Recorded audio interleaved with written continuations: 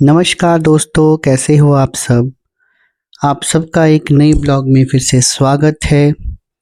और आज ब्लॉग की शुरुआत कर रहे हैं बहुत ही पवित्र स्थान से।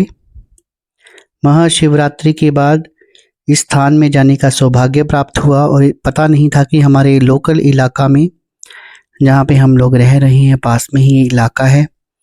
बहुत ही भव्य मंदिर बनाया गया है।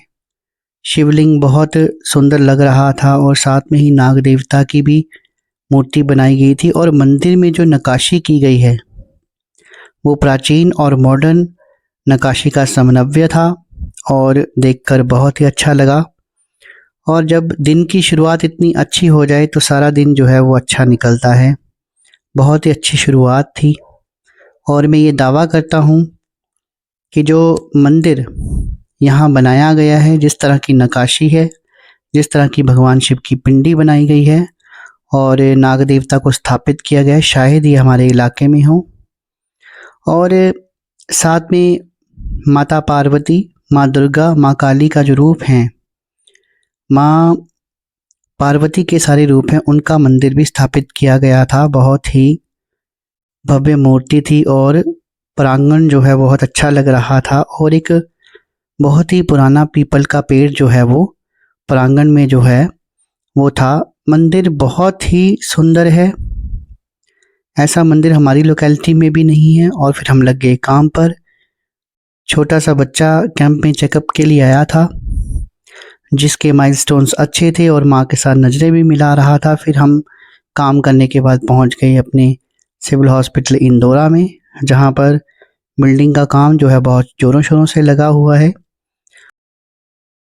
जिस तरह का काम वहाँ पर हो रहा है, ये स्पिरिट दोस्तों यूपी बिहार के हमारे भैया लोगों में ही होती है, जो लिफ्ट से नीचे से पूरा मटेरियल जो है ऊपर तक पहुँचा रहे हैं।